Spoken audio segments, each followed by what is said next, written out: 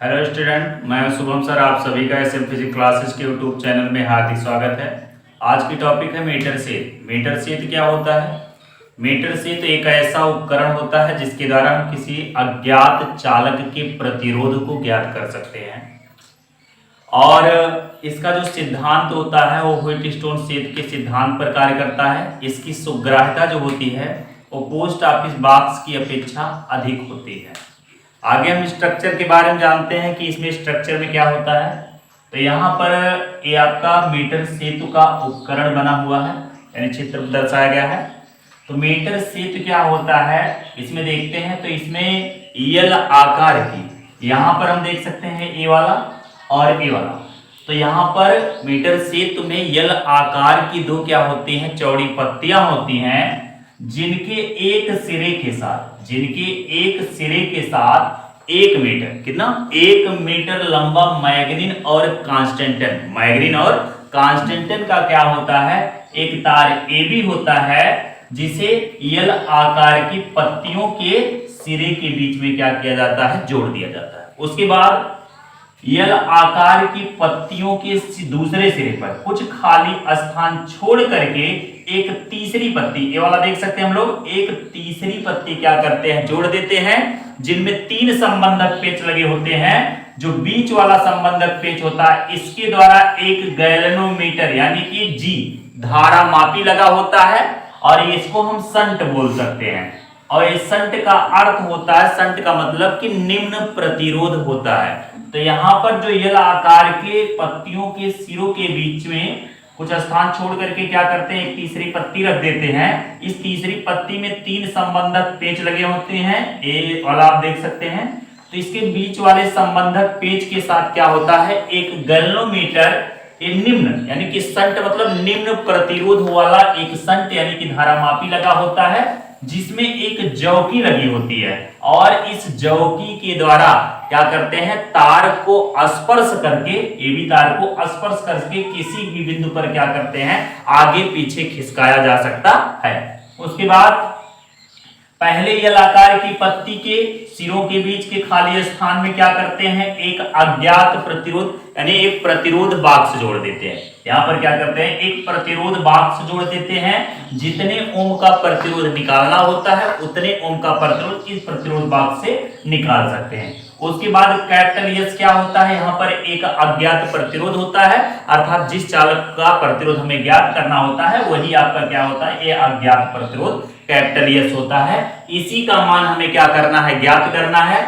उसके बाद यहाँ पर तार का जो सिरा है, तार के पहले सिरे के साथ क्या करते हैं, एक या तार के सिरे ए के साथ में एक बैटरी जुड़ी होती है, और बैटरी के साथ में क्या होता है, एक कुंजी लगी होती है, और इस कुंजी के साथ क्या होता है, दूसरे तार के साथ संपर्क कर दिया जाता है। आगे हम लोग देखते हैं कि इस मीटर सेत के द्वारा प्रतिरोध का मान कैसे ज्ञात किया जाता है। तो यहाँ पर हम लोग क्या करते हैं, सर्वप्रथम प्रतिरोध बॉक्स से क्या करते हैं, प्रतिरोध निकालते हैं। जितने ओम का प्रतिरोध हमें चाहिए यहाँ से क्या करते हैं, इस प्रतिरोध बॉक्स से सबसे पहले निकाल देते हैं। उसके बाद जब प्रतिरोध बॉक्स से प्रतिरोध निकाला जाता है, निकाल करके क्या करते हैं, कुंजी के को बंद कर देते हैं। और कुंजी के को जब बंद कर दिया जाता है तो यहाँ पर जौकी को क्या करते हैं, आगे पीछे खिसका करके एक ऐसे बिंदु जे पर स्पर्श कराते हैं जहां पर शून्य विक्षेप स्थिति होती है, यानी कि इसमें कोई विक्षेप ना होने पाए, तो यह स्थिति क्या कहलाती है, शून्य विक्षेप स्थिति कहलाती है। तब यहाँ पर जब बिंदु जे पर स्पर्श करते हैं तो यह तार क्या करता है, 2 भागों AJ और JB के बीच में क्या करता है, बट जाता है।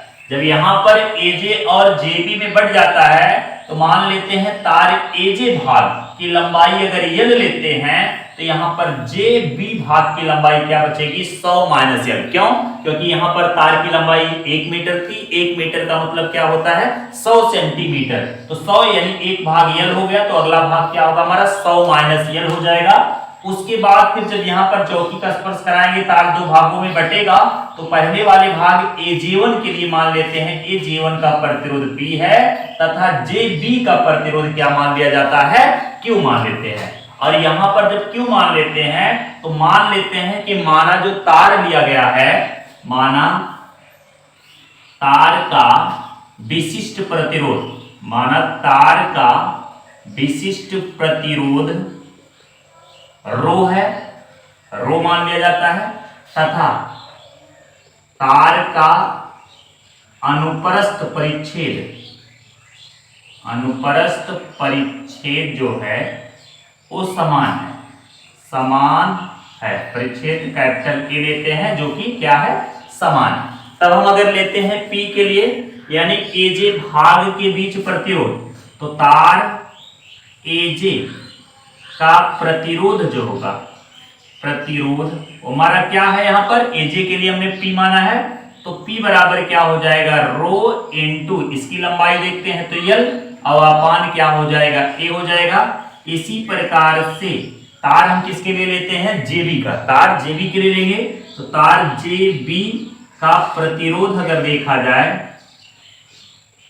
तो यहां पर आपका रो P की जगह यहां P था, इसके लिए हमारा Q है, तो Q बराबर क्या हो जाएगा, रो, और यहां पर इसकी लंबाई कितनी दी गई है, 100 माइनस L दिया गया है, और अपान क्या हो जाएगा, हमारा A हो जाएगा।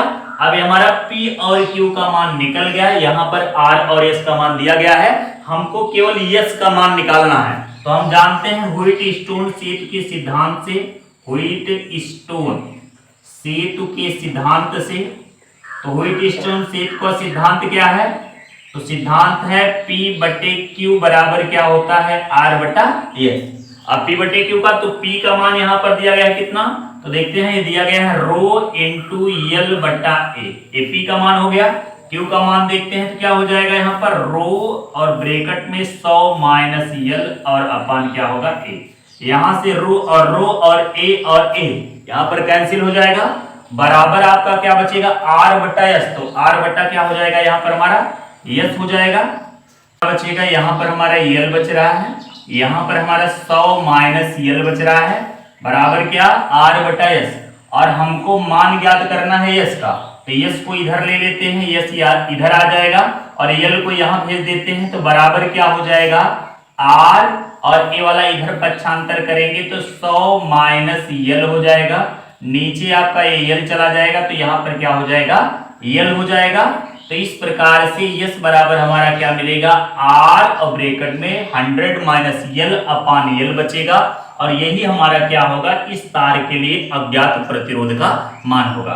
तो यहां से कि हमारा रिजल्ट मिलेगा, इसके थ्रू हम क्या करते हैं, मीटर सेत के द्वारा जिस भी चालक का प्रतिरोध ज्ञात करना होता है, उस चालक के प्रतिरोध को हम लोग ज्ञात कर सकते हैं।